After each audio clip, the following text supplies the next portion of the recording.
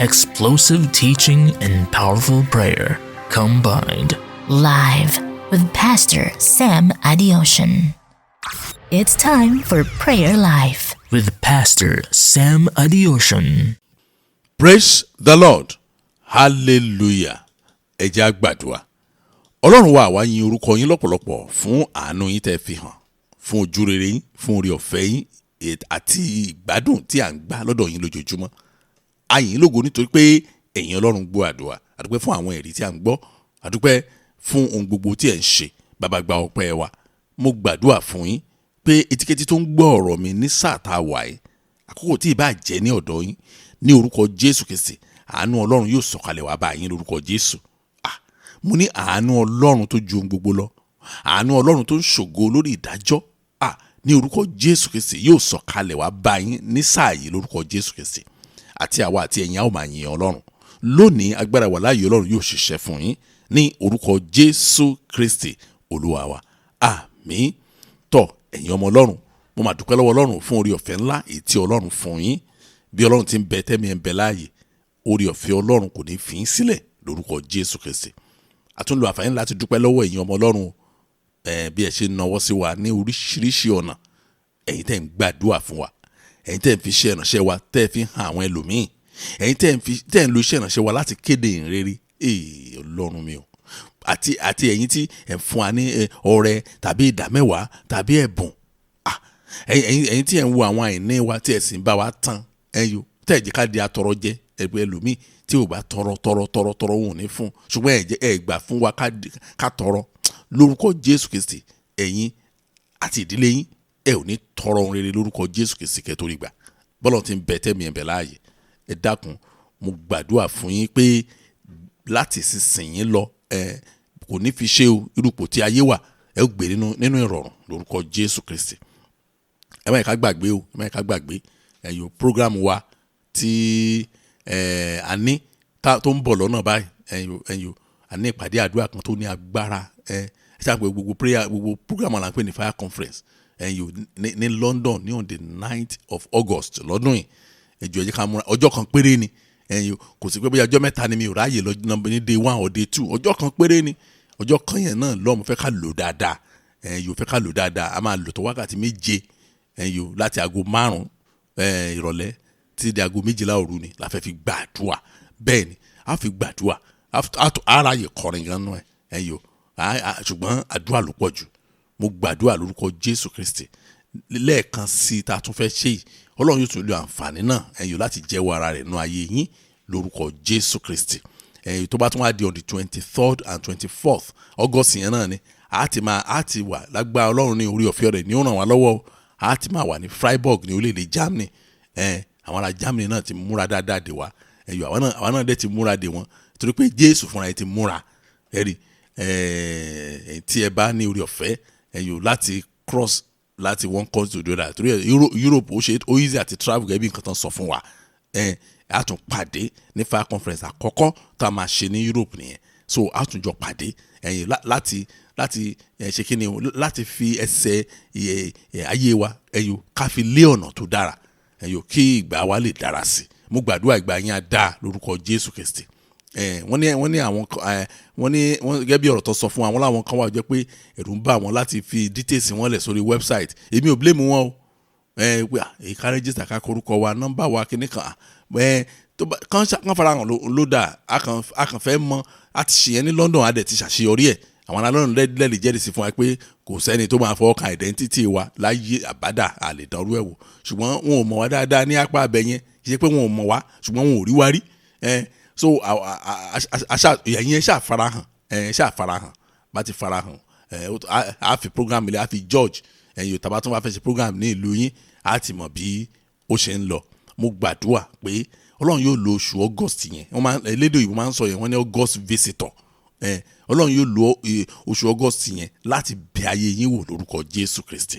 Ẹ jẹ́ á wọnú àdúrà wa lọ. Ọlọ́run wa iná ajónirun ni. Our God is a consuming fire. Ọlọ́run mi o. Ṣé rí bí mo ṣe sọ kókó yẹn, kíní kan máa ń bà mí lẹ́rù lọ́dọ̀ àwa kìrìsìtẹ́nì ọ̀tọ̀ ni ẹ̀yìn ó máa ń bà mí lẹ́rù gan nǹkan tó ń bà mí lẹ́rù ni wípé tá a bá rí ẹsẹ̀ bíbélì kan ó máa ń wù wá láti roko mọ́ ṣùgbọ́n a kì í fẹ́ wo ibi tí ọ̀rọ̀ ti bẹ̀rẹ̀ ó dàbí gbàtà tó máa sọ pé ìbùkún ni fún ọ ní ilé ìbùkún ìwé Dítárónómì mò ń ká yẹn ìbùkún ni fún ọ ní òde ìbùkún ni fún ọmọ inú rẹ ìbùkún a máa ṣàmìlẹ̀ àríra ṣùgbọ́n wọ́n máa fo ibì kan níbẹ̀rẹ̀ kí ni wọ́n sọ débẹ̀ tí bẹ́ẹ̀ sọ pé tí o bá lè fara balẹ̀ tó o bá lè fi ara balẹ̀ ẹ̀yọ́ gbọ́ ohùn Olúwa Ọlọ́run rẹ tó o sì ṣe àwọn nǹkan tọ́lọ́run ní kó o ṣe ìbùkún ni fún ọ kọ́ tó bẹ̀rẹ̀ so bọ̀ tí wọ́n á fo apá ìbẹ̀rẹ̀ yẹn ẹ má fo ọ̀rọ̀ Ọlọ́run ibi tó ti ní ká mú ní ká ti mú tẹ́ bá wo ibi tí mo sọ fún wa ní tó jẹ́ kókó wa yẹn ìwé Hebrew chapter 12 verse 29 ni Bíbélì sọ pé nítorí pé Ọlọ́run wa iná jónirun ni for our God is a consuming fire ṣùgbọ́n ní nǹkan tí Ọlọ́run ń sọ ọ́ bọ̀ níbẹ̀ yẹn ọ̀rọ̀ Ọlọ́run sọ ọ̀rọ̀ kan bọ̀ níbẹ̀ yẹn ó ní therefore ní verse 28 ó ní therefore since we are receiving a kingdom which cannot be shaken, let us have grace by which we may serve God acceptably with reverence and godly fear. Ọlọ́run mi o. For our God is a consuming fire. Ó ń sọ̀rọ̀ bọ̀ ni kíkàn ṣe a lè mú ọ̀rọ̀ Ọlọ́run níparí ká kàn sọ ká má bẹ̀rẹ̀ láti ibi tó ti bẹ̀rẹ̀. Ó ní nítorí náà bí àwa ti ń gba ìtẹ́ ọba tí a kò lè mì ó ní ẹ jẹ́ ká ní orí ọ̀fẹ́ nípa èyí tí a fi lè máa sin Ọlọ́run ní ìtẹ́wọ́gbà pẹ̀lú ọ̀wọ̀ àti ìbẹ̀rù rẹ̀ nítorí pé Ọlọ́run wa iná jónirun ni kí ni ibẹ̀ yẹn ń sọ fún wa ó ń sọ fún wa yìí pé ṣe n tó kàn àwa gẹ́gẹ́ bí ọmọ Ọlọ́run fún àwa tá a jẹ́ àjogún ìjọba Ọlọ́run ó ní wípé ká jẹ́ kí ìjọsìn wa sí Ọlọ́run kó jẹ́ ìtẹ́wọ́gbà sí Ọlọ́run yẹn pé k'Ọlọ́run tẹ́wọ́gbà ìjọsìn wa lọ́nà wo pé tá a bá sin Ọlọ́run ọ̀hún pẹ̀lú ọ̀wọ̀ àti ìbẹ̀rù rẹ̀ wọ́n tá a bá lè ṣe yẹn pé tí ìsìn wa bá jẹ́ ìtẹ́wọ́gbà nípa sísìn pẹ̀lú ọ̀wọ̀ àti ìbẹ̀rù Ọlọ́run wọ́n ní iná jónínú Ọlọ́run tẹ́ ẹ bá rí ẹnikẹ́ni tó bá ta fèlèfèlè wá sí agbègbè wa pé àwa ló kàn tóun fẹ́ fi ta yín àwa ló kàn tóun fẹ́ pàjẹ́ àwa ló kàn tóun fẹ́ da ọ̀nà rẹ̀ rú pé iná Ọlọ́run wa tó jẹ́ iná jónínú yẹn á kàn consume wọn pátápátá ni so kì í sọ̀rọ̀ pé òyà fàyà kìdẹ̀ irọ́ o fàyà kìdẹ̀ mùkọ́ o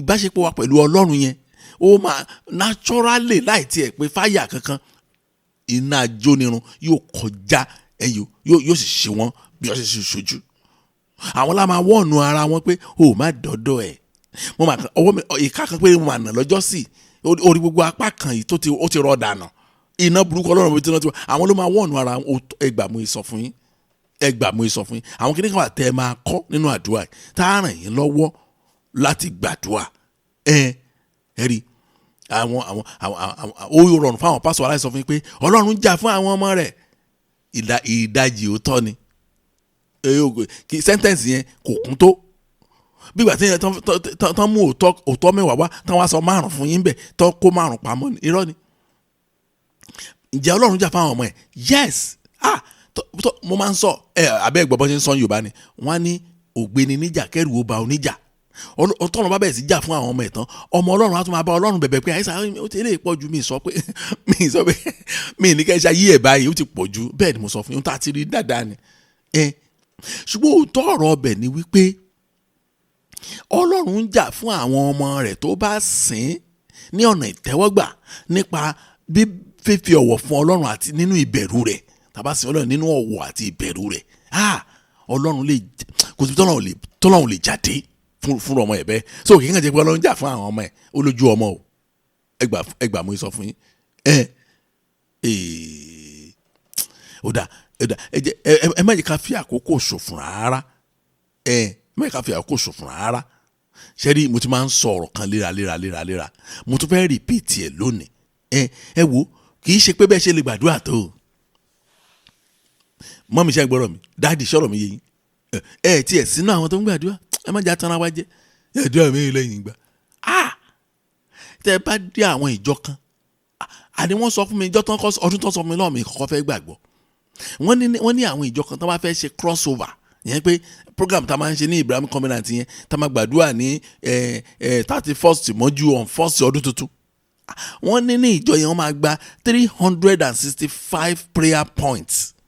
Wọ́n ní tí wọ́n bá gbà tán àwọn ọmọ ṣọ́ọ̀ṣì wọn ló sọ fún mi wọ́n ní táwọn ò bá gbà tán wọn ò ní jẹ́ káwọn lọ mú ní kí ilẹ̀ ṣe tá lẹ́ṣẹ̀ ìbúlẹ̀ ti lùgbàdì ayé tó le tó bẹ́ẹ̀ wọ́n ní bẹ́ẹ̀ ni so ẹgbàá mi sọ fún yín kì í ṣe bẹ́ẹ̀ ṣe rí gbàdúrà tó ló máa ta o kì í ṣe nípa iye orí òkè tẹ́ ẹ ti lọ òun ló máa ta o ẹgbàá mi sọ fún yín kì í ṣe deliverance tẹ́ ẹ ti ṣe o òun ló máa ta o kì í ṣe iye owó tẹ́ ẹ ti san fún àwọn wòlíì òun ló máa ta o bẹ́ẹ̀ ni mo sọ fún yín kì í ṣe bí àwọn ọ̀tá yín ṣe lágbára tó òun ló fà á o tẹ́ ẹ fi tí ì bọ́ o ẹ wò ó jẹ́ kí n sọ fún yín anointing pastor kankan kì í kò lè kó yín yọ nínú ewu kankan ẹgbàá mi sọ fún yín kì í ṣe òun o ohun tó mátà jù láyé òun ni kẹ́ ẹ sin Ọlọ́run nínú ọ̀wọ̀ àti ìbẹ̀rù rẹ̀ ṣe relationship pẹ̀lú Ọlọ́run yẹn ló mátà jù tẹ́ ẹ bá lè ṣe yẹn Ọlọ́run wa nítòótọ́ iná jónirun ni ibẹ̀ gan ni màá rẹ̀ ti bẹ̀rẹ̀ àdúrà mi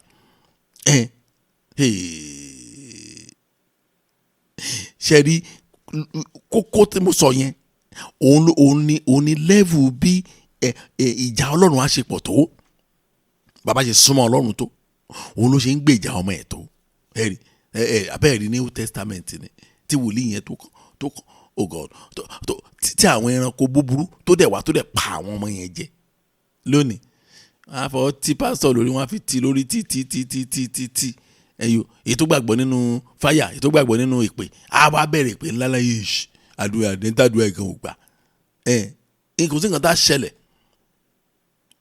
ibi tá a ti bẹ̀rẹ̀ àdúrà wa nìyẹn lórí ẹsẹ̀ yẹn gan a sọ fún Ọlọ́run Jésù Olúwa ẹ fi ẹsẹ̀ ìdílé mi àti àwọn ọmọ mi lé ọ̀nà ìṣẹ́gun ẹ jẹ́ kí ìdílé mi fẹ́ láti sin ẹ̀yin Ọlọ́run ibẹ̀ gangan ni ìṣẹ́gun wà tí èèyàn bá fẹ́ láti sin Ọlọ́run àánú àwọn ìyá mi kan máa ń ṣe mí gan tẹ́ bá wo gbogbo ìdílé wọn pátápátá àwọn nìkan ló ń sin Ọlọ́run ọkọ wọn ò sin Ọlọ́run kì í ṣe pé ọkọ wọn ò lọ ṣọ́ọ̀ṣì but kò sin Ọlọ́run ọkọ mi ò tẹ̀ lọ ṣọ́ọ̀ṣì kan àwọn ọmọ kò sí kankan tó ń sin Ọlọ́run ṣùgbọ́n àwọn nìkan ló ń wà mọ́yà Jésù Olúwa màá rẹ̀ ẹ̀ waste time ni ẹ̀ kàn waste time ni ẹ̀ waste time ni ó dàbí blọọkù tí wọ́n ní kí àwọn mẹ́wàá kó ẹ kó blọọkù yìí o ẹ kó lọ sórí ilẹ̀ yẹn o ẹnìkan wá dáadé ó lòun máa kó á pẹ́ lẹ́nu ẹ̀ á kà máa ṣe ṣá kò ní yọ tí o bá ṣọ́ra ẹ̀ gan kó tó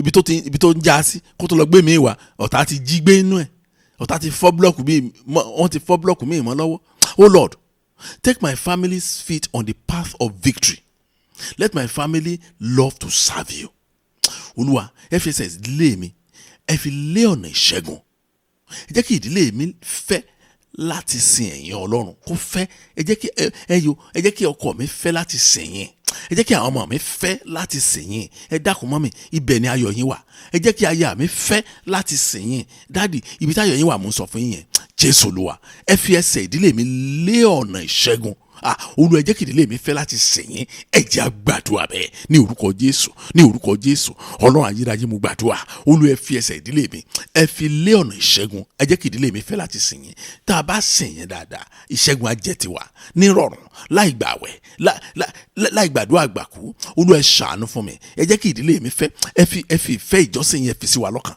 ẹ fi sí àwọn ọmọ mi lọ́kàn Olúwa ẹ kọjá lọ sí ayé wọn báyìí ibikíbi tí wọ́n bá wà ìfẹ́ láti sìn yín Olúwa ẹ fi fún wọn kí ẹsẹ̀ wa lè bọ́ sójú ọ̀nà ìṣẹ́gun Olúwa ẹ ṣàánú fún wa gbọ́ àdúrà Jésù Kristi Olúwa wa ẹ wọ ẹ̀yin ọmọ Ọlọ́run ǹjẹ́ jẹ́ mọ̀ pé ẹ̀yin fúnra yín ẹ̀yin ni dráìvà mírèkù yín ẹ mọ̀ oh God ṣe rí Ọlọ́run ti jẹ́ Ọlọ́run láti ìpilẹ̀ṣẹ̀ wá oníṣẹ́ àmàṣẹ́ ìyanu láti ìpilẹ̀ṣẹ̀ wá ó ti sọ ọ̀rọ̀ rẹ̀ ó ti mú wọn láradá already ṣùgbọ́n wá kù sí èmi àti yín lọ́wọ́ láti drive miracle wa ní táwọn kan ò mọ̀ nìyẹn mọ́nà tí màmá yẹn lọ́hùn mú yẹ sọ̀rọ̀ yẹn ní chọ́ọ̀chì kan tí mo pastor kì í ṣe pé ebi ń pa màmá yẹn kì í ṣe pé ebi ló ń pa o ṣùgbọ́n nínú àwọn ọmọ tó bí ó ní bọ́ọ̀ì kan nínú wọn tó jẹ́ pé ó hate màmá yẹn burúkú bẹ́ẹ̀ ni mo sọ fún yín ní tí mo rí ni kì í ṣe kí wọ́n sọ fún mi ó dé stage kan ó ń pe màmá ẹ̀ ní àjẹ́. Mo lọ́mọ ṣọ́ọ̀ṣì wa ni màmá tó bá jàjẹ́ ṣé kò yẹ kémi fúnra mi mọ̀. Irọ́ o, èmi gan bẹ̀rẹ̀ sí gbàdúrà pé Olúwa ẹ fi ìyá ẹ̀ hàn mí dáadáa àbí mi ò rí ni kò í ṣàjẹ́ o. Wọ́n kàn ṣàfihàn tírẹ̀dì màmá yẹn sí lọ́kàn ṣáá ni kó màmá yẹn dẹ̀ fẹ́ràn ọmọ yẹn, màmá yẹn á tún sunkún wá ẹsẹ̀ ẹwọ́ ọmọ yìí kò ṣe kínní kò ṣe gbá kò ṣàwò. Mo ní màmá mo ní ṣé ẹ̀yin lẹ bí wọn ní bẹ́ẹ̀ ni ẹ̀yin lẹ bí ọmọ yẹn kì í ṣe pé bóyá ẹ lọ gbà níbì kan. Wọ́n ní rárá o, mo tó bá jẹ́ bẹ́ẹ̀ mà ó ń padà bọ̀. Ṣùgbọ́n wọ́n tó stage kan ìrégbè wá pọ̀, ìrégbè yẹn wá ti fẹ́ máa sú mi. Kán máa tí ì rí mi báyìí ni ẹ̀sà ọmọ yìí náà ni wọn ò tiẹ̀ dárúkọ àwọn ọmọ kankan mọ́, wọn ò dárúkọ oore tọ́lọ́run ṣe, wọn ò tiẹ̀ dárúkọ ẹ̀ mọ́. Ẹ̀sà tó bá ṣe ìkan ìlú kù tọ́lọ́run tí ì ṣe ó kàn ìjọ kan mo ní màmá ẹ tiẹ̀ fi ìrégbè ilẹ̀, ẹ fi ìrégbè ilẹ̀. Ṣé ẹ fẹ́ jẹ́ kí kọ́lọ́run fọwọ́ tán ọkàn mọ́ níbẹ̀ ni? Mo ní ìjọsìn pẹ̀lú Ọlọ́run ní kẹ́ lọ ṣiṣẹ́ lé lórí. Ẹ̀yin gan ò múra ẹ̀sìn tó kíní kan sì ń dì yín lọ́wọ́ ń dì yín lọ́nà láti sin Ọlọ́run. Mo ní mi ní máa ṣàlàyé ẹ̀ fún yín wọ́n dàbí kí mo criticize yín, ẹ lọ wo ayé yín dáadáa. Mo ní màmá tẹ́ ẹ bá sin Ọlọ́run dójú ẹ tí Ọlọ́run ò bá surprise yín ẹ fọwọ́ lọ́ mi mú ẹ ní pásítọ̀ kí ló tẹ̀ fi ń tan àwọn èèyàn jẹ báyìí. Mo ní n táwa mọ̀ ni wọ́n ní mi mọ́ ọmọ yín ní inú ẹ lé mo ní inú ẹ ò lé tó mi bó sọ nìyẹn mo ní inú ẹ ò lé tó mi mo ní ẹ lọ kọ́lẹ̀ inú ẹ ò lé rárá. Ọlọ́run mi o, màmá gba ọ̀rọ̀ mi o. Mo ṣáà ní màmá yẹn wọ́n yí padà torí tẹ́lẹ̀ mo mọ̀ wọ́n dáadáa bọ́n ṣe ń lọ patí òkè ní lọ patí ìsàlẹ̀ tí ìyá tẹ́ ẹ bá rí ìyá tó bá jó lójú agbo onífújì báyìí ẹ̀rù á báyìí ó dẹ̀ fẹ́ kọ́ lọ́run ṣe ìyanu. Ẹ̀yọ àdúgbò tọ́bi tọ́ street wa mo ti rí lọ́jọ́ kan mo láyé o. Ìyá bẹ́ẹ̀ sí sin Ọlọ́run ó bẹ́ẹ̀ sí show nínú ayé àwọn èèyàn tó wà lágbègbè bẹ́ẹ̀ sí sọ pé màmá ṣé ò sí, ó ní kò sí ṣé ara yín dá ara mi dá kí ló dé torí pé àwọn èèyàn rí ìyàtọ̀ lára màmá. Ẹ wo láì gbàdúrà nípa ọmọ ẹ torí mo dé sẹ́yìn mo ní màmá ẹ má gbàdúrà mọ́ ẹ má gbààwẹ̀ ẹjọ́ o arúgbó ni ẹ má gbààwẹ̀ bó tẹ́ fi ọ̀rọ̀ yẹn lẹ̀. Ẹ wo ó kàn di ọ̀sán ọjọ́ kan ní fóònù màmá ríngì fóònù yìí dáa fóònù wọn dẹ̀ ríngì ló bá mú jáde nínú pọ́ọ̀sì ló máa gbèsè tí báyìí ó di ẹ̀ ló màmá ẹ káàsán.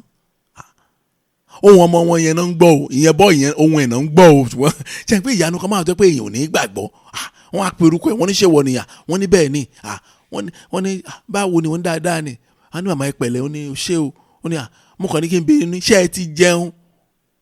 Màmá làwọn dákẹ́ lọ wọ́n ní ṣé ẹ ti jẹun yẹn kì í ṣe pé wọn ò gbọ́ rí ṣùgbọ́n ọmọ yẹn ń béèrè lọ́wọ́ àwọn pé ṣé àwọn ti jẹun níbo ni ọ̀rọ̀ yẹn ti wá kí ló ń ṣẹlẹ̀ wọ́n làwọn táwọn béèrè lọ́wọ́ ẹ̀ wọ́n ní kí ló ń ṣẹlẹ̀ ó ní kò sí ọkàn mi kàn wá sọ́dọ̀ yín lọ́sàn-án yìí ni mo ní kí n pè yín ẹ pẹ̀lẹ́ àkáǹtì yín yẹn ṣé òun lẹ̀ ń lò àwọn ẹyọ kan náà tí mo ní tó ń lò nìyẹn ẹ wo màá sẹ́ni owó sí ní sọ tó bá di sátidé màá bá yín ṣeré wọn ò gbàgbọ́ wọ́n kọlù tán báyìí náà eré tètè náà bá délé mi kí ló dé wọ́n ní àṣẹ Ọlọ́run wà mo ní ẹ̀ṣẹ̀ mọ̀ ṣe rí Ọlọ́run wà tó tọ́ bó ṣùgbọ́n tí ò bá ṣe kinní kan yàtọ̀ ẹ̀ní mọ̀ ẹ̀yàn ọmọ Ọlọ́run ohun tó yẹ kẹ́ ẹ kọ́ òun ní ìbẹ̀rù àti sísìn Ọlọ́run nínú ọ̀wọ̀ kí ìjọsìn kó jẹ́ ìtẹ́wọ́gbà sí Ọlọ́run. Ẹ sọ fún Ọlọ́run Jésù Olúwa ẹ ràn mí lọ́wọ́ kí ìjọsìn mi di ìtẹ́wọ́gbà níwájú yín kémi náà lè rìn lójú ọ̀nà àwọn aṣẹ́gun. Àdúrà yín nìyẹn Lord help me so that my worship will be acceptable to you. So that I will walk with victors in this world. Kí n lè rìn pẹ̀lú àwọn aṣẹ́gun.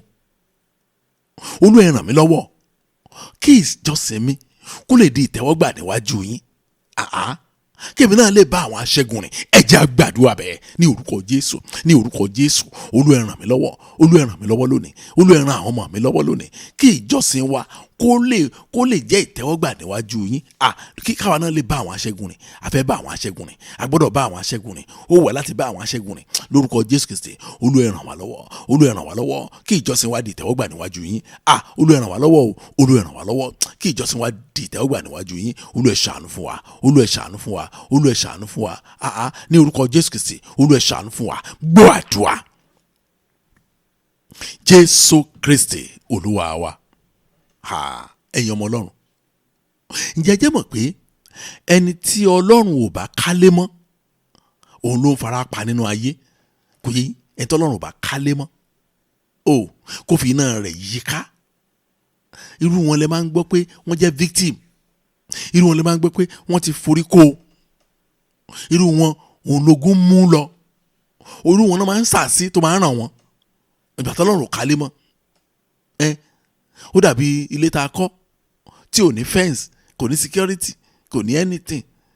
Wọ́n dẹ̀ wá kọ́ sí agbègbè tó yẹ pé ó ń dá páropáro. Ṣé rí irú ilé bẹ́ẹ̀ bọ́ ṣe ń jà lólè lọ́sàn-án náà jà lólè lóru bó ṣe rí gẹ́lẹ́ nìyẹn. Irú àwọn èèyàn tí Ọlọ́run bá kálé mọ́ yìí, àwọn ní páńpẹ́ òun ní páńpẹ́ máa ń mú. Bẹ́ẹ̀ ni páńpẹ́ ayé ò ní mú yín. Ẹ rí gbogbo àwọn tí Ọlọ́run bá kálé mọ́, àwọn ló ń fara kó àbínú ayé ìkan. Dáà ń gbọ́ ìtàn lójoojúmọ́. Nǹkan táwọn èèyàn lè ṣe nítorí owó, ó yẹ kẹ́yìn náà ti gbọ́ díẹ̀ nínú ayé yìí. Ohun táwọn èèyàn ń ṣe nítorí pé wọ́n fẹ́ lówó, wọ́n fẹ́ popular. Ayé ìgbà kan ní Nàìjíríà, àwọn ọmọ kéékèèké, àwọn ọ̀dọ́ kéékèèké tó pé wọ́n fẹ́ ṣe yahoo, wọ́n ti wá sọ di yahoo plus. Wọ́n á máa fi ìgbẹ́ onígbẹ́ wọ́n á fi jẹ búrẹ́dì. Mi ò gba ọ̀rọ̀ yẹn pọ́ possible ṣá o, tó bí mo ṣe ń sọ ìbá inú mi ti ń dàrú already. Mo ń sọ bí mo ṣe mention mi ìṣe nífẹ̀ẹ́nu kan mọ́ pé mo ní ṣe nǹkan tẹ́ ń sọ ìṣó ṣé ta ló make it up? Wọ́n á ní kò sẹ́ni tó make it up sa. Ohun tó ń ṣẹlẹ̀ ni wọ́n ń sọ ẹ̀ máa ní nínú ayé yìí náà. Mo rántí lọ́dún yẹn lọ́hùn, ayé mi o. Ṣé kìí ṣe kí ló ti ń pè láwa ni ìjẹ́dòdó bẹ́ẹ̀ ni. Kò pẹ́ tá a bẹ̀rẹ̀ iṣẹ́ ìránṣẹ́, òun arákùnrin dé, kí ni èjì ẹni mo kọ́kọ́ béèrè. Ó lóun 23, ọmọ 23. Ó ní upcoming musician lòun, yẹn ni pé ó fẹ́ máa bẹ̀rẹ̀ sí kọrin, ó dẹ̀ ṣe bẹ̀rẹ̀ ni upcoming.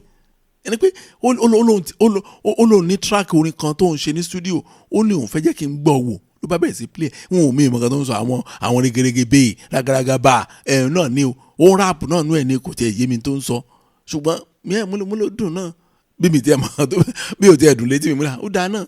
Kí ló wá ló ṣẹlẹ̀ báyìí?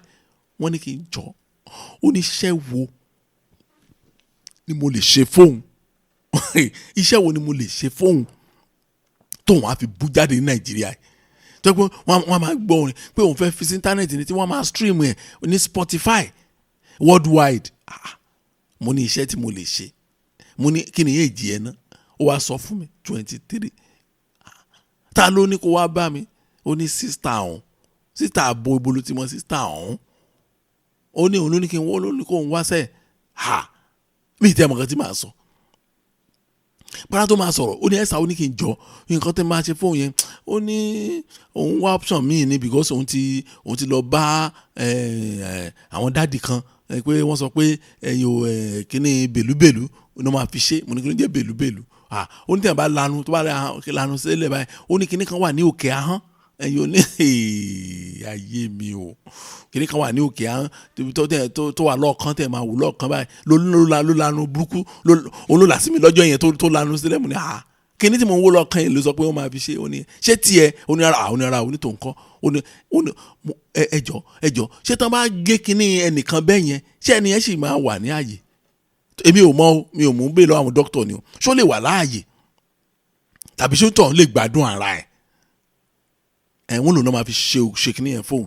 Ó lẹ́rù wá ń bá wọn pé òun fẹ́ kẹ́nikẹ́ni kú tàbí kó farapa, so òun á lọ bá pásítọ̀ míì bóyá ó lè bá òun ṣe. So ṣe lè bá mi ṣe? Mo máa wàásù lọ́jọ́ tá à ń sọ èdè bíi pé kọ́mọ yẹn fàyè ẹ̀ fún Jésù. Òun ló máa ń jẹ́ mi. Ó lọ báyìí mi ò rí mọ́ láti gbà yẹn dòní. Kò dẹ̀ tí ì blow bóyá wà láyé mi ò mọ̀ o, bóyá kò sí láyé mi ò mọ̀ o, bí àǹtí ẹ̀dẹ̀ lè máa bóyá lè come across prayer yìí o tó lè reach out sí wa o. Kò blow torí mo morúkọ ẹ̀ dáadáa, mi ò tí ì rí láàrin àwọn tó blow. Ṣùgbọ́n bóyá ó ṣiṣẹ́ yẹn bóyá kò ṣe èmi ò mọ̀ o. Ẹ̀rí ẹjọ́ ẹ má jẹ́ ká gbàgbé kókó ọ̀rọ̀ àdúrà tòní. Mi ìfẹ́ kákan kí àdúrà yẹn mọ́lẹ̀ ká máa gbà ṣá. A gbọ́dọ̀ make sure pé ìsìn wa ó jẹ́ ìtẹ́wọ́gbà níwájú Ọlọ́run. Ọ̀nà wo dẹ̀ ni? Tá a bá sìn pẹ̀lú ọ̀wọ̀, ká sì sìn pẹ̀lú ìbẹ̀rù Ọlọ́run. Ẹ wo inú ooru gbígbóná ni ọ̀tá ayé wa àti máa gbígbé ayé wọn ò ní ìsinmi mọ́. oh God. ẹ jẹ́ kí ìṣẹ̀lẹ̀ kan ṣẹlẹ̀ sí bàbá Mósè ní ọdún yẹn lọ́hùn ẹ̀rí nígbà tí Ọlọ́run sọ fún Mósè pé kó wá pàdé òun lórí òkè. Kí ni kan ṣẹlẹ̀ nígbà yẹn? Ọlọ́run sọ fún Mósè pé sọ fún àwọn ọmọ Ísírẹ́lì o ká má súnmọ́ ara òkè yìí o ká má fọwọ́ kàn o tá bá súnmọ́ wọn á gbiná dànù. Mo sọ fún mi pé ẹni tó wá sọ pé àwọn Ọlọ́run máa ń gbèjà kò sọ dáadáa o. Àwọn ọmọ Ísírẹ́lì náà ọmọ Ọlọ́run ni wọ́n o, àyànfẹ́ Ọlọ́run ni wọ́n o. Ó ní Mósè wá pàdé mi lókè sọ fún àwọn ọmọ Ísírẹ́lì wọ̀nyí o kán má súnmọ́ òkè yẹn o kán má fara tì o kán má fẹ̀gbẹ́ tì o wọ́n máa gbiná dànù. Ohun tó dẹ̀ sọ nìyẹn. Now ṣùgbọ́n gbàtà wá dé Exodus chapter 24 verse 17 and 18 ìṣẹ̀lẹ̀ àgbàyanu kan ṣẹlẹ̀ níbẹ̀. Wọ́n ní the Bible said only the sight of the glory of the Lord was like a consuming fire on the top of the mountain in the eyes of the children of Israel. Abẹ́ ìgbọ́ kò pa yín lẹ́rìn. Àwọn ọmọ Ísírẹ́lì tó wà ní ìsàlẹ̀ òkè tó ń wo òkè lọ́ọ̀kan wọ́n ní tí wọ́n ń rí òun ní náà jó nírun. Wọ́n ní nǹkan tán rí mọ́ nìyẹn pé ẹ̀wò náà burúkú tó ń ṣẹ́ yọ lórí òkè ẹ̀wò kùlà ẹ̀wò bùgà bí ìgbà tí volcano tó bá fọ́. Now but verse 18 wọ́n ní so Moses went into the midst of the cloud and went up into the mountain and Moses was on the mountain 40 days and 40 nights. Ẹ̀ríṣẹ́ Ọlọ́run abẹ́ ẹ̀ríṣẹ́ Ọlọ́run báyìí. The same orí òkè yẹn tí àwọn ọmọ Ísírẹ́lì ń wò tí wọ́n ń gbọ̀n jìgìjìgì tí náà ń sọ kùlà tí náà ń sọ kùà Mósè máa rà rí wọlé o. Ó máa bá Ọlọ́run jẹ́ ó bá Ọlọ́run mu o fún ogójì ọjọ́ 40 days bá kó lólò pẹ̀lú ẹ̀. Oh God, irú first class hotel wo nìyẹn 40 days and 40 nights. Ẹ̀yin ọmọ Ọlọ́run bó ṣe máa rí gẹ́lẹ́ nìyẹn nígbà tí Ọlọ́run tó jẹ́ iná jó nínú fọ́ọ̀tà tí ó bá fara lọ̀ wá ara dẹ̀ tù wá the same iná yẹn á tù àwa lára the same iná yẹn á ti ṣọṣẹ́ fún àwọn tó fẹ́ pa wá lára. Ẹ rí i pé ìyanu ni kátàgbé ní ìyanu nìyẹn. A sọ fún Ọlọ́run Jésù Olúwa ẹ mú ìdílé mi gbé lórí òkè mímọ́ yín níbi tí ọwọ́ ẹ̀mí òkùnkùn ò lè tó. Ọlọ́run mi o ìdílé oh God oh Lord make my family live on your holy mountain where the hands of the kingdom of darkness cannot reach. Ibi tí ọwọ́ ìjọba òkùnkùn ò lè tó. Olúwa ẹ mú ìdílé mi gbé lórí òkè mímọ́ yín níbi tí ọwọ́ ìjọba òkùnkùn ò lè tó. Ṣẹ́ni tí ọwọ́ ìjọba òkùnkùn ò bá tó tí ìdílé bá gbé lórí òkè mímọ́ Ọlọ́run ẹ kàn máa gbádùn ẹ kàn máa gbé ìgbé ayé yín láì ní reason fún emergency. Jésù Olúwa ẹ mú ìdílé mi gbé lórí òkè mọ́ yín níbi tí ọwọ́ ẹ̀mí òkùnkùn níbi tí ọwọ́ ìjọba òkùnkùn ò lè tó. Ẹ jẹ́ a gbàdúrà ní orúkọ Jésù ní orúkọ Jésù. Ọlọ́run ayérayé mo gbàdúrà Olúwa ẹ mú ìdílé mi ẹ mú gbé lórí òkè mímọ́ yín níbi tí ọwọ́ ìjọba òkùnkùn ò lè tó. Olúwa ẹ ṣàánú fún mi lónìí ìdílé mi ẹ mú gbé lórí òkè mímọ́ yín níbi tí ọwọ́ ìjọba òkùnkùn ò lè tó.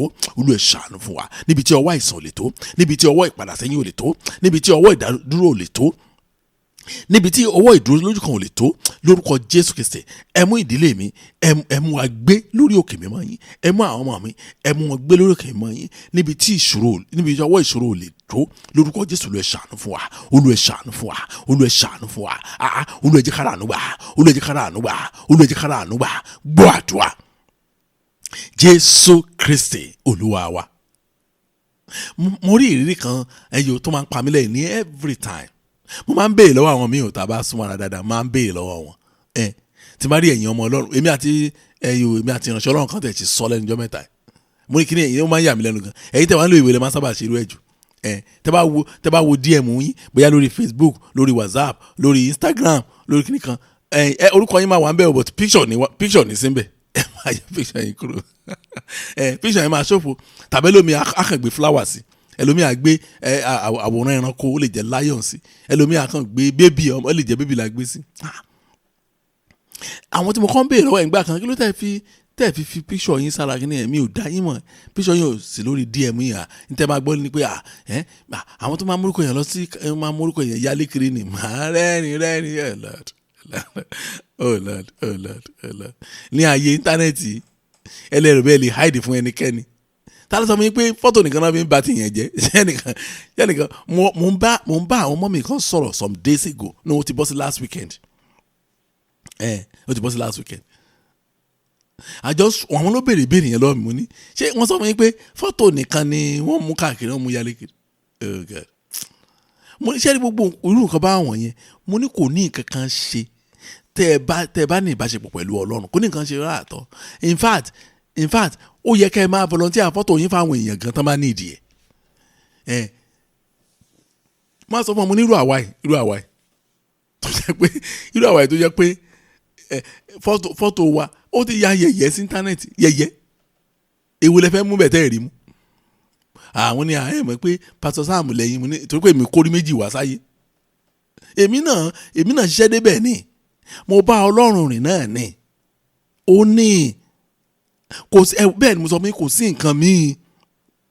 It's not about being a pastor. Kì í ṣe pé èèyàn jẹ́ pastor, àìmọye pastor jẹ́ pé àwọn àjẹ́ grade 1 òun ló yankí ẹ̀ dànù tó fi lánà.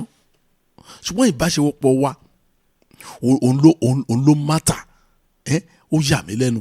Mo ní odidi pastor wọ́n bá mi sọ̀rọ̀ ní bí ọ̀sẹ̀ méjì sẹ́yìn pé kẹjọ àwọn onídìí àdúrà kí ló dé àwọn lálàá àwọn méjì kan wá bá wọn lójú àlá wípé ọmọ ìjọ wọn kan tán gbàdúrà fún pé káwọn jáwọ́. Mo ní ṣerú nǹkan bẹ́ẹ̀ máa ń ṣẹlẹ̀ tó tọ́ mo ní mo ti máa ń gbọ́ dáadáa. Èmi rò bí inú tíátà ni. Mo ní ara wọn láwọn lálàá yìí ní o ẹ̀rù wa ń bà wọ́n báyìí. Mo ní ẹ̀rù ń bà yín. Wọ́n wá bá yín kí lẹ ṣe lójú àlá yẹn? Wọ́n láwọn sọ fún wọn pé àwọn ti gbọ́. Ayé mi ní bàjẹ́. Kò sí ìyẹn Ọlọ́run fún mi ní ọ̀dà ẹ̀yin ní kí n jáwọ́ nínú gbígbàdúrà. Babaláwo náà ń sọ yẹn fún mo sọ ní babaláwo náà ń sọ yẹn fún kí n sọ yẹn fún ìránṣẹ́ Ọlọ́run. Ẹ̀rí ẹ̀yin ọmọ Ọlọ́run wọ́n sọ pàtàkì mo ní ẹ̀sà change ọ̀nà yín kẹ́ wá Ọlọ́run rí. Tẹ́ bá wá Ọlọ́run rí gbogbo nǹkan tẹ́ ń sọ wọ̀nyí àfisẹ́yìn gbégún fiṣọ kí ni kàtìkàtì kí ló bá kàtìkàtì wá. Mo ní ntamari ni iná ajónirun mọ́ tó pè ní iná ajónirun ni kì í kàn ṣe iná stóòfù náà pè ní iná ajónirun. Ní rí ìjà iná lórúkọ Jésù. Ìjọ kan wà ní agbègbè kan tí mo gbé wọ́n ní páìpù epo àgbá epo bẹ́. Ẹ̀rù iná bà mí lọ́jọ́ yẹn pé nígbà tí iná mú odidi lé tó dẹ̀ jẹrun láàrin ìṣẹ́jú mẹ́ta tó jẹrun tí ò sẹ́ni tó ráàyè sá jáde. Iná là ń sọ yìí ajónirun náà tó pé. Ọlọ́run lè ṣe yín bẹ́ẹ̀ o nígbà tí Ọlọ́run bá mú yín gbé lórí òkè mímọ́ rẹ̀. Àwọn tán pera wọn ní ọ̀tá yẹn wọ́n á wò yín lọ́ọ̀kan báyìí wọ́n á tú padà pé ṣé bí tẹ́fẹ́ kí n lọ mú yàn wá ní. Jésù Olúwa ẹ mú mi gbé lórí òkè mímọ́ yín níbi tí ọwọ́ ìjọba òkùnkùn ò lè tó. Make my family live on your holy mountain where the hands of the kingdom of darkness cannot reach. Níbi tí ọwọ́ ìjọba òkùnkùn ò lè tó. Ẹ wá lè pín àdúrà yẹn. Níbi tí ọwọ́ àìsàn ò lè tó. Níbi tí ọwọ́ ikú òjijì ò lè tó. Ẹ mú ìdílé mi gbé ní orí òkè mímọ́ yín. Níbi tí ìdààmú ayé ò lè tó. Níbi tí ọwọ́ ìdààmú ayé ò lè dé. Ẹ mú ìdílé mi gbé lórí òkè mímọ́ yín. Níbi tí ọwọ́ ìdólójú kan ò lè tó. Ẹ jẹ́ á gbàdúrà bẹ́ẹ̀ ní orúkọ Jésù ní orúkọ Jésù. Ọlọ́run ayérayé mo gbàdúrà Olúwa ẹ mú ìdílé mi gbé lórí òkè mímọ́ yín ní orúkọ Jésù. Olúwa mo gbàdúrà ẹ mú ìdílé mi gbé lórí òkè mímọ́ yín níbi tí ọwọ́ ìjọba òkùnkùn ò lè tó. Níbi tí ọwọ́ ẹ̀mí òkùnkùn ò lè tó. Níbi tí ọwọ́ àwọn demons ò lè tó. Olúwa mú ìgbé lórí òkè mímọ́ yín. Olúwa mú ìgbé lórí òkè mímọ́ yín níbi tí ìjọba òkùnkùn níbi tí ọwọ́ wọn ò lè tó. Olúwa ẹ ṣàánú fún mi. Olúwa ẹ ṣàánú fún mi. Ẹ ṣàánú fún àwọn ọmọ mi. Ẹ mú kí àwọn ọmọ mi gbé lórí òkè mímọ́ yín níbi tí ọwọ́ ìjọba òkùnkùn ò lè tó. Níbi tí ọwọ́ ewu ìsinsìnyí tí ò lè tó. Olúwa ẹ ṣàánú fún wa. Olúwa ẹ ṣàánú fún wa. Olúwa ẹ ṣàánú fún wa. Olúwa ẹ ṣàánú fún wa. Gbọ́ àdúrà Jésù Kristi Olúwa wa. Ẹ̀yin ọmọ Ọlọ́run ọkàn mi á dẹ̀ gbọgbẹ́ nígbà tí Kristẹni bá ń sọ pé nígbà tí ìṣòro yẹn pọ̀ ni mo lọ ní kí n lọ bá bàbá kan. In fact òyìnbó sọ pé òyìnbó ní my heart bleeds ní ayé mi ó máa rẹ̀ mí wá láti inú wá straight ni nígbà tí bá gbọ́ pé náà sọ pé ó tẹ̀sẹ̀ lébọ̀ màá láyé mi ó ayé mi ó pàápàá nígbà tí bá ń ka ọ̀rọ̀ kan tí Jòhánù onítẹ̀bọmi sọ màá lọ lọ́rùn mi ó ẹ wo àwọn ọmọ ẹlẹ́ran tó ń jẹgun ẹ wo ọmọ ìyá aláṣọ tó ń wọ àkísà kiri ọ̀rọ̀ yẹn máa ń ká mi lára gan. Àwa ní ìjọsìn wa ò tó ẹ̀yin ọmọ Ọlọ́run àwa ní àwọn ọmọ Ọlọ́run yẹn sìn àwa ni a fi ayé ti gba ọkàn ẹ̀, àwa ni ìgbé ayé wọ̀ bá ti Ọlọ́run mu tó fi wá dàbí pé Ọlọ́run àwọn ará bíi tí wọ́n pera wọn ní wòlíì, àwọn ará bíi tí wọ́n pera wọn ní pásítọ̀ wọ̀nyí, ẹ má bínú pásítọ̀ lèmi náà o, ṣùgbọ́n ọ̀rọ̀ yẹn kàn ó kàn ṣe mí bákan ni, ó sì mú kọ̀kọ̀ mi gbẹgbẹ́ mo yín bá yín sọ̀rọ̀ yìí. Àwọn náà wọ́n ti rí weakness yín ni, wọ́n dẹ̀ wá mọ̀ pé ọ̀nà kan tán lè fi jẹun ní láti lo weakness yín against yín. Ẹ wo, tí ẹ bá lè wá Ọlọ́run rí kẹsìn ní òtítọ́ àti ní òdodo, mo fi dá yín, tẹ̀ kí n ṣe religionist o, tẹ̀ kí n ṣe ẹlẹ́sìn lásán ṣá tàbí ara ṣọ́ọ̀ṣì kankan, tẹ̀ sin Ọlọ́run ní oh God ní ọ̀nà gan tó recommend. Gbogbo àwọn àdúrà wọ̀nyí tẹ̀ ń gbà yìí ẹ máa stop. Àdúrà yẹn á bọ́ sí orin ọpẹ́, ẹ gbà mú ìsọ fún yín. Àwọn tó ti try wò wọ́n lè sọ. Ẹ̀gbọ́n kan tí wọ́n Luke chapter 3 verse 16 sọ ni. Bíbélì sọ pé ó ní Jòhánù dáhùn ó sì fún gbogbo wọn pé lóòótọ́ ni èmi fi omi bámtísì yín, ṣùgbọ́n ẹni tí ó lágbára jù mí lọ ó ń bọ̀. Oh my God, oh my great God, ẹni tí ó lágbára jù mí lọ ó ń bọ̀. Okùn bàtà ẹsẹ̀ ẹni tí èmi kò tó tú, òun ni yóò fi ẹ̀mí mọ́ àti iná bámtísì yín. Ẹ gbọ́ nígbà tí Ọlọ́run bá fi iná bámtísì àwọn ọmọ ẹ̀ kan ti dọ̀ràn. Ẹ gbà mọ́ sọ ọmọ ẹ̀ ti dọ̀ràn. Mo rántí lọ́dún yẹn lọ́hùn nígbà tí mo wà ní former church mi, wọ́n gbé mi lọ sí àdúgbò yẹn. Pásítọ̀ tó wà níjọ yẹn tẹ́lẹ̀ tí wọ́n gbé kúrò kan tó gbé mi síbẹ̀ ló bá pè mí sẹ́yìn, ó ní Pastor Adeosun ní ṣọ́ra o, tó bá dé ọ̀dọ̀ wa yẹn ṣọ́ra gan o. Ó ní màmá kan wà ní adjacent ṣọ́ọ̀ṣì yẹn, alágbára gidi ni o. Wọ́n ní ó di oṣù kan àbọ̀ òun lòun ò fi sunlé o, tó ń lọ sun orí òkè o, kì í jẹ́ kéèyàn ó bá òun fà á o. Níwájú Ọlọ́run àti èèyàn mo kàn rẹ́rìn ni pé irú èèyàn èdè wo lélẹ̀. Mi ì lè sọ fún bẹ́ẹ̀ torí kì í ṣe ọmọdé àgbàlagbà ní ojú mi lọ ní èjì. Mi ì lè sọ jáde pé irú èèyàn èdè ni wọ́ yìí. Mi ì lè sọ, mo ń sọ sínú pé irú èèyàn èdè wo lélẹ̀ báyìí. Èèyàn ṣe Ọlọ́run dẹ̀ ni. Ọlọ́run jẹ́ ẹlẹ́rìí mi ní ọ̀rọ̀ tí mo ń sọ yìí. Ọlọ́run jẹ́ ẹlẹ́rìí mi. Nígbà tí mo dé ẹ̀ka ìjọ yẹn, inú mi dùn pé mo bá speaker níbẹ̀. In fact, mi ì dẹ̀ láì kí church lo horn speaker ni mo ń sọ yìí o, horn speaker tó máa ń gbé sáì. Mo wé tiẹ̀ bàjẹ́. Nígbà yẹn lọ, nígbà tí mo ṣiṣẹ́ ní former church mi yẹn, tí n bá dé church kan báyìí tán bá ní horn speaker, the first assignment mi ni pé kán lọ rí horn speaker yẹn sọ̀kalẹ̀, kán lọ tà ẹ̀yìn fún àwọn àfáà tán lè lò ní mosque wọn. Láyé iṣẹ́ ìjọ Ọlọ́run kìí ṣe ibi tán ti ń lo horn speaker rárá. Akẹ́kọ̀ọ́ ẹ̀ ń jọ kan ẹ mọ̀ díẹ̀, èrò á bà yín gan. Mo á ní ṣẹ́rí hospital mo ní kẹ́ ẹ rí bọ́. Ṣé mo ṣe ní kán rebọ́ yẹn mo kàn rántí ọ̀rọ̀ kan ni wọ́n dẹ̀ ti rebọ́ sílẹ̀ kí n tó rántí. Mo á ní rọ́rọ́rọ́ ẹ dá wọn pèsè yẹn padà síta, ẹ gbé sílẹ̀ lẹ̀, ẹ má gòkè mọ́, ẹ gbé sílẹ̀ lẹ̀, mo fẹ́ sọ̀rọ̀ kan. Tí má ti sọ́tàn kẹ́ wá lọ tú wáyà ń di ẹ̀. Mo á ní praise the Lord, àwọn ìjọ yẹn ní hallelujah. Mo ní mo gbọ́ kinní kan wípé àwọn NRC wà ládùúgbò yìí dáadáa. Mo ní ẹ̀mọ́ NRC wọn láwọn ọmọ àwọn ẹlẹ́yẹ, àwọn ẹgbẹ́ ẹlẹ́yẹ. Àwọn tán lọ ń fò lọ́sàn tán ń fò lóru, àwọn àjẹ́ àti orúkọ tẹ́ ẹ̀ bá jẹ́ nínú pàdé yín. Mo ní wọ́n sọ fún mi òkín tó dé pé ẹ lè pààyàn jẹ. Mo ní orúkọ mi ni Sam Adeosun, ẹ jọ mo invite yẹn wá pa mi jẹ. Níwájú Ọlọ́run àti èèyàn mo yìí sọ ládùúgbò yẹn nìyẹn. Bàtí mo sọ tán mo nìkan yọ ẹ̀rù bà àwọn tó wà ń bẹ̀, wọ́n wò mí irú èèyàn wo lélẹ́yìí. Torí nǹkan tí wàásù mi máa dá lórí lọ́jọ́ yẹn wọ́n ti wáyọ̀ on speaker yẹn, mo á wàásù fún wọn pé ẹ jẹ́ kí mo á ní tí ẹ̀mí mọ́ àti iná ò bá bámtísì yín òfò kòròǹfò ẹ̀mọ́ náà mú yín kòròǹfò empty barrel ẹ kàn máa pariwo gbalagbalagbalagbala bí on speaker ni parapara wọ́n á sọ́ngọ̀ ìpàkọ́ yín síwájú ńgbà mi báyìí tẹ́ bá forí náà lẹ̀ báyìí olúwẹ̀ lè ní amnesia pé kí lẹ̀ ń sọ yìí. Ó ní ẹnìkan ń bọ̀ tó máa fi ẹ̀mí mọ́ àti iná baptist yín. Ẹjọ́ ẹni tó máa fi ẹ̀mí àti iná baptist yẹn tó bá kọjá ní agbègbè kan á ṣe gàm tí àwọn arábí bá súnmọ́ jù iná wì wọ́n. Àfáàjò náà ń béèrè irùngbọ̀n ẹ kàn máa gbọ́ bóyá súyà ẹ rò bóyá súyà ni wọ́n ń ṣe ni mò ń sòótọ́ fún yín. Ọwọ́ ló wà tó bá fẹ́ gbé nínú ìrọ̀rùn. Ó ní mo tẹ̀lé gbé láàrin àfonífojì òjijì kú, èmi kì yóò bẹ̀rù ibì kan. Wọ́n níbi kan èjì kú, ẹ gbénú ayé yín pẹ̀lú ìrọ̀rùn. Ọlọ́run á fi ìrọ̀rùn dán yín wò. Ìgbà ilé máa mọ̀ pé Ọlọ́run wà níbì kan. Jésù Olúwa, ẹ fi ẹ̀mí mà àti iná baptisi mi kí n lè bọ́ pátápátá lọ́wọ́ ogun. Òun lè bọ́ lọ́wọ́ ogun o. Tó ẹ̀ fi ní máa gbàdúrà àgbàkú. ọ̀sẹ̀ẹ̀sẹ̀ ojoojúmọ́ ó ní mo ń ṣe bí mọ́mí yẹn sọ ó ní ló pé 18 days táwọn ti ń gbààwẹ̀ àti àdúrà mo ní lórí kíni wọ́n ní kọ́nà kan ṣàánú kí ló àṣà ní kẹtẹ́ gbààwẹ̀ lé lórí gangan wọ́n ní wọ́n lógun yìí pọ̀ ó yẹ sọ̀kan fún mi nínú ẹ̀ wọn ò rí kankan gidi kan sọ ọkàn ìdààmú ti pọ̀ jù bọ́n ṣe mú ilé ibi kan rí pé láìpẹ́ yẹn ti dàrú pátápátá kí wàá lẹ́sẹ̀ sípẹ́ ni wàá jẹ́ ọmọ Ọlọ́run òun tó fà á ni pé orí ìṣòro náà mú wọn ò lọ sí gbòǹgbò ẹ̀ là ń gbàdúrà sí lónìí ẹ má jẹ́ kí àdúrà yìí ẹ má jẹ́ kó lọ lásán ẹ má sọ pé ó kéré tó pé mi sọ pé ká ẹ pa àyàn báyìí nínú àdúrà yìí mi ní kí kọ́lọ́run bẹ̀yàn lórí inú àdúrà yìí ṣùgbọ́n eléyìí gangan oní gbòǹgbò ogun tó ń jà kìrìsìtẹ́nì.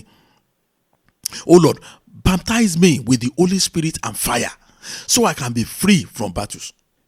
Bẹ́ẹ̀ ṣe ń gbà lẹ́ máa gbà fún ọmọ yín lẹ́ máa gbà fún ọkọ yín lẹ́ máa gbà fún aya yín lẹ́ máa kó ìdílé yín lápapọ̀ ìgbà yẹn ni ìrọ̀rùn yín tó di pípé àbí kí ni ẹ́sẹ̀nsì ẹ̀ nígbà tí ọkàn yín balẹ̀ nú Kristi tí ọkàn àwọn ọmọ yín ò balẹ̀ nú Kristi kí ni géènì tẹ́tí rí yẹn ó máa wà eroded gbogbo ẹ̀ ló máa ṣàn dànù.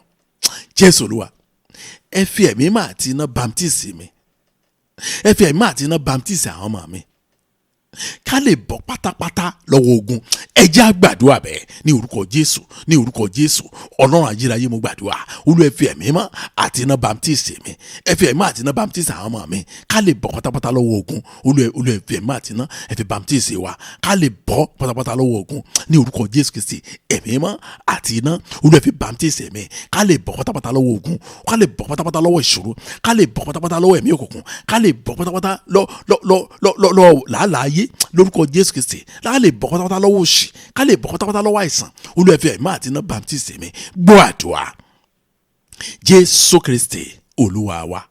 Ẹ wo kò sí kí ṣe bó ṣe rọrùn nìyẹn o Ọlọ́run kì í fi ẹ̀mí àti iná baptisi everybody o ẹ gbà bẹ́ẹ̀ o ṣé ẹni tá a bá ti ń sọ̀rọ̀ yẹn tẹ bá ti kó ẹ bá kò tí fẹ́ kò tí Bible fún mi ẹ̀yin náà kọ́ farabalẹ̀ ká kẹ́ ẹ farabalẹ̀ ká kẹ́ ẹ ká kó yé yín dé stage kan ìgbà yẹn lẹ́mọ̀ pé kò ní ìkínsẹ́ lè ṣe Pastor Sam mọ́ ó ti Bíbélì ti sọ̀rọ̀ ó ti yé mi bẹ́ẹ̀ ni mo sọ fún yín kì í kò wà fún gbogbo ènìyàn àwọn tó bá sin Ọlọ́run tí ìjọsìn wọn sí Ọlọ́run tó bá jẹ́ ìtẹ́wọ́gbà sí Ọlọ́run nìkan tó bá sin inú ọ̀wọ̀ àti ìbẹ̀rù nìkan ni o ẹ gbà mú sọ fún yín ẹ wo ó dìgbà tẹ bá gbé ìgbé ayé yín bí ìgbà tó yẹ pé Ọlọ́run dúró lẹ́gbẹ̀ẹ́ yín nígbà gbogbo ó ní o tẹ́ ẹ̀ bá lè gbé tí ìgbé ayé yìí ò bá dé ìkórìtà yẹn pé Olúwa ṣé mò ń gbé ìgbé ayé mi bí ìgbà tó yẹ pé ẹ̀yin Ọlọ́run wà lẹ́gbẹ̀ẹ́ mi ẹ máa gbé ìgbé ayé bí ìgbà tó yẹ pé Ọlọ́run ní gbogbo ohun tí ẹ ṣe ní kọ̀rọ̀ àti ní gbangba tẹ́ ẹ bá lè ṣe débẹ̀ kí ṣe pé kẹ́ ẹ máa lo ìwà ṣọ́ọ̀ṣì nínú ṣọ́ọ̀ṣì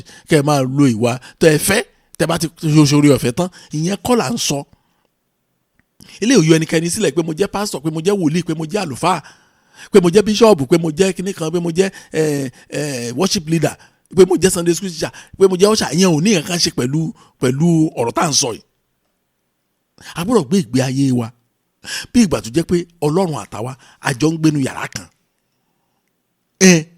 ṣé ẹwọ ẹ̀yàn ọmọ Ọlọ́run àwọn kíní kan wà tí n bá ti ṣe àwọn èèyàn máa ń pè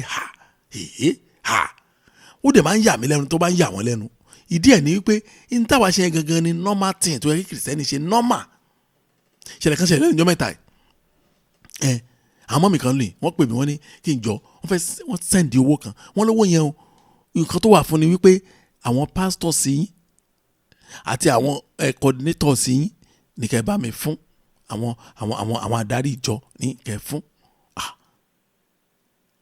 mo ní ẹ ṣé o Ọlọ́run á ràn yín lọ́wọ́ ògo Ọlọ́run á farahàn ayé yín o ní bí wọn agbára àdúrà mi àgbàdúrà fún àwọn ọmọ mi yẹn a ò mọ̀ díẹ̀ tí wọ́n fi sọ bẹ́ẹ̀ tọ̀ mo dẹ̀ wá pé ìyàwó mi ẹnìkan sẹ́ndì owó ìtàn sẹ́ndì kì í ṣe owó tèmi o báyìí náà ṣe ni kí n lò ó àwọn wọ́n ní kò sí problem ẹ̀rí ó yá mo bẹ̀ sí ẹ̀fẹ́ ní báyìí níye báyìí ẹ̀fẹ́ ní báyìí níye báyìí ẹ̀fẹ́ ní báyìí níye báyìí now feedback tí mo wá gbọ́ padà ibẹ̀ ni mo wá ń lọ gangan ní ọ̀rọ̀ mi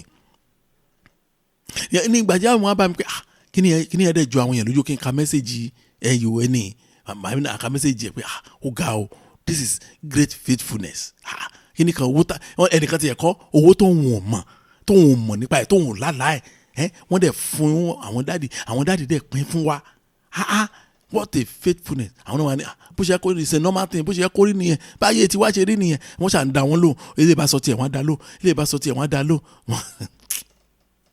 wọ́n àti wọ́n kà wọ́n á rẹ́ ni wọ́n á ní eléyìí kan tó kò yẹ kó ya ẹnikẹ́ni lẹ́nu, is a normal thing, normal nìyẹn.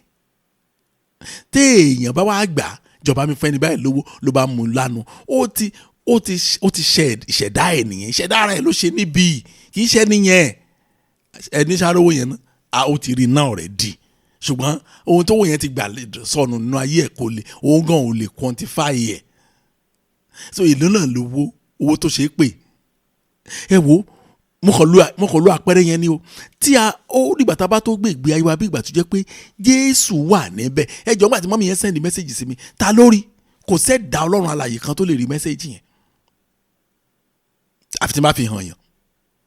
ṣùgbọ́n ṣé èmi nìkan mo wá ka mẹ́sẹ̀gì nírọ́ o, Jésù wà níbẹ̀. bẹ́ẹ̀ mi mo ṣe ń kà báyìí ni bàbá mi yẹn wọn ò ní ìdí ìgò, wọn ò ní ìdí glasses tí wọ́n ti rí kedere pé iye báyìí ni wọ́n sẹ́ndì owó ní kẹ́ fáwọn èèyàn, kí ló tún kù.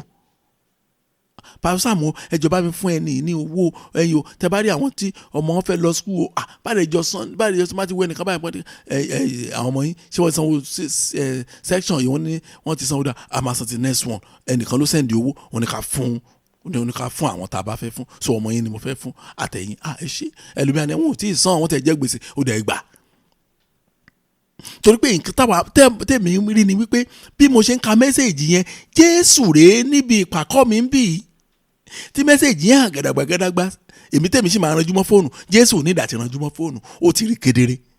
nígbà tó tẹ̀ tí ń kọ́ lọ́hùn ni Jésù ti kà á, mo á hide èèyàn ọmọ Ọlọ́run. ó dìgbà tá a bá sin Ọlọ́run, ìjọsìn wa pẹ̀lú Ọlọ́run pé òun ní lẹ́gbẹ̀ẹ́ wa ẹ̀. ẹ rí i pé hypocrisy ò ní lè wà nínú life wa. ẹ wò tá a bá lè ṣe bẹ́ẹ̀, kò sí nǹkan tí Ọlọ́run ò lè fi ayé wa dá. ibi tá a ò lérò, ohun tí a ò lè gbàdúrà, ọ̀nà ibi tá a ti gbàdúrà dé, Ọlọ́run á mú àkọjá ẹ̀. Jésù Olúwa, ẹ fi ẹ̀mí àti iná baptisi mi kí n lè bọ́ pátápátá lọ́wọ́ ogun. mo kàn ṣàlàyé àwọn kìnìyàn fún wa pé n tá a máa rí ṣe nìyẹn o, káàdúrà ẹ̀ tó gbà o. ìgbésẹ̀ wa, ìgbé ayé wa nìyẹn mò ń ṣàlàyé náà. tẹ́ bá farabalẹ̀ wo àdúrà, mò ń tẹnumọ́ ọ̀rọ̀ kan látàárọ̀. bá a ṣe máa gbé ayé wa nìyẹn tó máa ń gbọ́ àdúrà tó ní gbà pátápátá. Oh Lord, baptize me with the Holy Spirit and fire so I can be free from all battles. Jésù Olúwa, ẹ fi ẹ̀mí àti iná baptisi mi kí n lè bọ́ pátápátá lọ́wọ́ ogun. ẹ jẹ́ á gbàdúrà ní orúkọ Jésù, ní orúkọ Jésù. Ọlọ́run ayérayé mo gbàdúrà, Olúwa ẹ fi ẹ̀mí àti iná baptisi mi kí n lè bọ́ lọ́wọ́ ogun ní orúkọ Jésù Kristi. Olúwa ẹ fi ẹ̀mí àti iná baptisi mi kí n lè bọ́ lọ́wọ́ ogun. Olúwa ẹ fi ẹ̀mí àti iná baptisi mi kí n lè bọ́ lọ́wọ́ ogun. ẹ fi ẹ̀mí àti iná baptisi àwọn ọmọ mi kí wọ́n lè bọ́ lọ́wọ́ ogun. ẹ fi ẹ̀mí àti iná baptisi ọkọ mi kó lè bọ́ lọ́wọ́ ogun. ẹ fi ẹ̀mí àti iná baptisi aya mi kó lè bọ́ lọ́wọ́ ogun. gbọ́ àdúrà Jésù Kristi Olúwa wa. ẹ jù ẹwẹ já gbàdúrà ìka tó lọ sínú àdúrà náà wa. àwọn ọmọ mi yẹn ló béèrè ìbéèrè lọ́wọ́ mi. in fact mi ráyè dáhùn mi yẹn lóhùn, ètí dáàdì yẹn béèrè ni mo á dáhùn. wọ́n ní kí ló dé tí mo ṣe lòdì sí ká máa pe iná sọ̀kalẹ̀ lójoojúmọ́, ká máa pe iná sọ̀kalẹ̀, ká máa pe iná. mo kọ̀ jókòó, mo ní mi fẹ́ kí lèmi jóná ni. wọ́n á ní kí ló dé. ìgbà tá a máa pe iná sọ̀kalẹ̀ lójoojúmọ́, iná kàn ṣe faranjọ́ kan látàmọ́ páànù, mi fẹ́ kí lèmi jóná ni. ẹ̀ẹ̀kan mo ní mi fẹ́ kọ́. ní wọ́n fẹ́ wọn ní Pastor Sam Adeosun, ní àwọn serious kí ló fà á tí mo á ní Jésù ò fẹ́ bẹ́ẹ̀. wọ́n ní mo ní bẹ́ẹ̀ ni, mo ní bàbá gbàdúrà iná lò ní mẹ́ta, iná ò lè jó ẹnikẹ́ni. mo ní nǹkan tí Jésù lóhùn ò fẹ́. wọ́n ní kí n fi bẹ̀yẹn hàn wọ́n, ṣé iná fẹ́ mọ ibi tó wà. ok nínú iṣẹ́ ìránṣẹ́ Jésù, wọ́n dé ìlú kan, àwọn Samaria àwọn ló ń gbé ìlú yẹn. Bíbélì sọ fún wa pé wọn ò gba ti Jésù rárá, kò sí nǹkan tó sọ, wọn ò accept ẹ̀, wọn ò tiẹ̀ fẹ́ gbọ́ ọ̀rọ̀ ẹnu ẹ̀, wọn ò wà interested lórí nǹkan tó fẹ́ bá wọn sọ. ẹ̀gbọ́n kan tí méjì inú àwọn ọmọ ẹ̀yìn ẹ̀ sọ ni Luke chapter 9 verse 54, amaka 54, 55, 56. bùsọ̀ máa bẹ̀rẹ̀ láti Luke chapter 9 verse 54. Bíbélì sọ pé ó ní nígbà tí àwọn ọmọ ẹ̀yìn rẹ̀ Jákọ́bù àti Jòhánù rí ìṣẹ̀lẹ̀ yìí, nígbà wọ́n rí nǹkan tó ṣẹlẹ̀ yẹn kí ni wọ́n á ṣe? wọ́n wí pé Olúwa, ǹjẹ́ o fẹ́ kí a pe iná láti ọ̀run wá kí a sì pa wọ́n run? ẹ̀yin onífàyà ni mò ń bá wí yìí o. àwọn ọmọ ẹ̀yìn Jésù ló sọ fún Jésù bẹ́ẹ̀ o. wọ́n ní nígbà tí wọ́n rí ìṣẹ̀lẹ̀ yìí, what an effrontery, What an insult. Jésù Olúwa wa mà ní. Wọ́n kàn lọ bá ní ẹ́síkísà. Ṣé ẹ fẹ́ ká pe iná sọ̀kalẹ̀ láti ọ̀run wá kó pa àwọn pípò wọ̀nyí run bí Èlíjà ti ṣe. Wọ́n ti gbàgbé pé ìjọsìn ti yàtọ̀. Oh my God.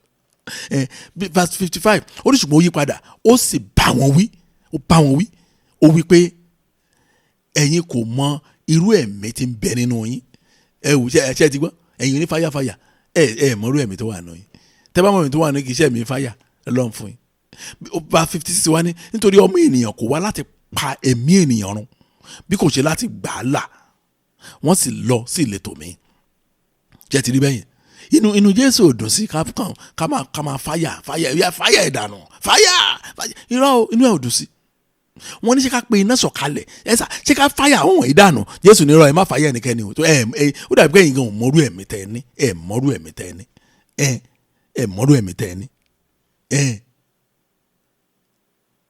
Òun náà mo sọ fún yín pé tẹ́ bá mọ́rú ẹ̀mí tẹ́ ẹ ní ìrẹsọ́sọ́ mi pẹ̀lú Jésù òun ló ṣe pàtàkì sí yín ní gbogbo ayé báyìí ṣe pọ̀ tó pẹ̀lú òkùnkùn yín bí ṣe òkùnkùn ṣe pọ̀ tó nú ayé yìí ohun tó kàn yín ẹyọ kan mọ̀ ni pé ìbáṣepọ̀ yín pẹ̀lú Jésù kò lọ dán mọ́rán ìyókù kò sí nǹkan kan ẹ jẹ́ ká sáré gbàdúrà yìí àbí sorry wọ́n ti yọjú sí mi wọ́n ní àkókò ti lọ pátá ẹ jẹ́ wá lọ sínú àdúrà àánú wa direct bẹ́yẹn ẹ jẹ́ wá sọ fún Ọlọ́run ẹ̀yọ́ Olúwa báyìí ni mo fẹ́ bí mo ṣe fẹ́ kẹ́ bá mi ṣeré ẹ ràn mí lọ́wọ́ ibi la ti ń béèrè nǹkan lọ́wọ́ Ọlọ́run ẹ wo ẹ change posture yín tẹ́ bá pẹ́ rìn látàárọ̀ láti gbàdúrà yìí ni ẹ lè jókòó tàbí kẹ́ dọ̀bálẹ̀ tàbí kẹ́ kúnlẹ̀ tọ́ pẹ́ kúnlẹ̀ látàárọ̀ ni àsìkò tẹ́ kẹ́ jókòó tàbí kẹ́ dìde lélẹ̀ ó yẹ ẹ change posture yín ó yẹ bẹ̀rẹ̀ sí béèrè lọ́wọ́ Ọlọ́run ó yẹ ẹ má dúró di ẹnikẹ́ni ẹ má bá Ọlọ́run sọ̀rọ̀ bóyá kìnnì kan wà tẹ́tẹ́ ìfọkàn sí pé mo rò bí pásítọ̀ àgbàdúrà lórí àìsàn mi ni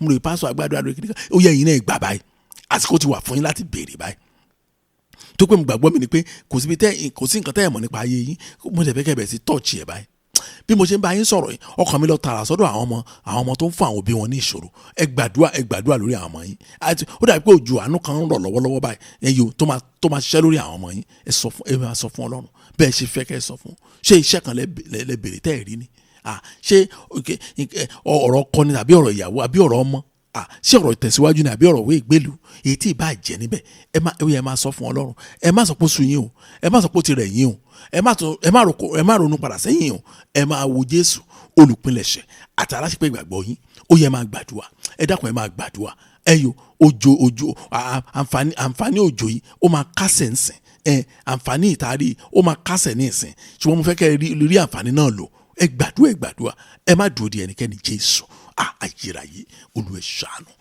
ṣàánú Jésù Olúwa ṣàánú fún àwọn ènìyàn wọn ẹ jẹ́ kí òjò àánú kó bẹ̀rẹ̀ sí rọ̀ báyìí kí òjò àánú kan everybody lára lórúkọ Jésù Kristi ní ìletò kíletò ìlúkìlú ẹyọ ìpínlẹ̀ kípínlẹ̀ ẹyọ ẹ máa sọ fún Ọlọ́run orílẹ̀-èdè kó orílẹ̀-èdè ó yá lórúkọ ẹ máa gbàdúrà àánú Ọlọ́run tí ó dí ọ̀dọ̀ yín báyìí àánú Ọlọ́run ti dí ọ̀dọ̀ yín báyìí òjò àánú yẹn ló ń rọ̀ lọ́wọ́lọ́wọ́ báyìí ó yẹ máa gbàdúrà kì í ṣe pé òjò àánú ṣú ó ń rọ̀ lọ́wọ́lọ́wọ́ báyìí ó yẹ yìí náà lu opportunity yẹn ẹ máa sọ fún Ọlọ́run ẹ má dúró ẹ sọ pẹ̀lú ọkàn kan ẹ sọ pẹ̀lú ọkàn ìgbàgbọ́ ẹ máa gbàdúrà gbọ́ àdúrà Jésù Kristi Olúwa wa àmín ẹ jẹ́ àgbàdúrà Ọlọ́run wa yin orúkọ yín lọ́pọ̀lọpọ̀ fún àǹfààní láti fún wa àyìn yín torí pé ẹ jẹ́ kí a gbàdúrà débi tí gbòǹgbò ìṣòro wà Jésù Olúwa ẹ gbà ọpẹ́ wa ayérayé Olúwa ẹ gbà yín wa mo gbàdúrà fún yín agbára tó ń sin Ọlọ́run tí ìsìn ajé ìtẹ́wọ́gbà sí Ọlọ́run tó pọ̀ sìn nínú ọ̀wọ̀ àti ìbẹ̀rù Ọlọ́run irú orí ọ̀fẹ́ bẹ́ẹ̀ Ọlọ́run dàlú yín lórúkọ Jésù Kristi ẹ wo ibẹ̀ ni ìṣẹ́gun yín wà o ibẹ̀ ni promotion yín wà o ibẹ̀ ni ìsinmi wà o ibẹ̀ ni ìbàlẹ̀ ọkàn wà ibẹ̀ ẹyọ ó ní ayọ̀ wà ibẹ̀ ni ìdílé rere wà o ibẹ̀ ni Ọlọ́run ti ń gbọ́ àdúrà nígbà tí ìsìn bá jẹ́ ìtẹ́wọ́gbà sí Ọlọ́run mo gbàdúrà Ọlọ́run dáwọ́lé yín lórúkọ Jésù Kristi ẹ wo ẹ jẹ́ kí n fún yín ní ọ̀rọ̀ kan ọ̀rọ̀ náà ni wípé from now in the next 72 hours Ọlọ́run bẹ̀rẹ̀ sí fi hàn àwọn ènìyàn nínú àwọn tí Ọlọ́run ṣàbáyé torí ẹ̀mí Ọlọ́run sọ mi lọ́rọ̀ báyìí pé Ọlọ́run lòun á ṣà àwọn kan òun á fi ìran ọ̀run hàn wọ́n nípa ayé wọn Ọlọ́run fi ìran ọ̀run hàn yín nípa ayé yín lórúkọ Jésù Kristi. Mo fẹ́ gbọ́ nípa ìran yẹn tí Ọlọ́run fi hàn yín, torí pé Ọlọ́run fẹ́ ṣí ọ̀nà tuntun fún yín, Ọlọ́run fẹ́ ṣí ìgbà ire kàn yín lórúkọ Jésù. Bẹ́ẹ̀ ni yóò ṣe rí. Agbára wà láàyè Ọlọ́run lórúkọ Jésù Kristi yóò dé bá yín lálejò lórúkọ Jésù Kristi. bọ́lọ̀ ti bẹ̀tẹ́ mi ẹ̀bẹ̀ láàyè, Ọlọ́run gbọ́ àdúrà yín o, torí pé ẹ ti rí àánú Ọlọ́run gbà. Mo ní ẹ rí àánú Ọlọ́run gbà, àwọn ọmọ yín rí àánú Ọlọ́run gbà, ọkọ yín rí àánú Ọlọ́run gbà, aya yín rí àánú Ọlọ́run gbà, ìdílé yín lórúkọ Jésù wọ́n ń jẹ̀gbádùn àánú Ọlọ́run. Ògo ni fọ́lọ́run lókè ọ̀run ní orúkọ Jésù Kristi Olúwa wa. Àmín. Jẹ́ kí ló fẹ́ Jésù Kristi Olúwa wa, ìfẹ́ mọ́ ti Ọlọ́run dàpọ̀ tẹ̀ mọ́ kó máa bá wa lọ. Kọ́lọ́run kó dáwọ́lé yín, Kọ́lọ́run kó gbọ́ àdúrà yín, Kọ́lọ́run kó fi àánú rẹ̀ bẹ̀ yín wò. Ojú rere àti ẹwà Ọlọ́run lórúkọ Jésù yóò bù jáde nínú ayé yín. Ògo ni fọ́lọ́run lókè ọ̀run ní orúkọ Jésù Kristi Olúwa wa. Àmín. Praise the Lord. Hallelujah. Thank you and God bless you.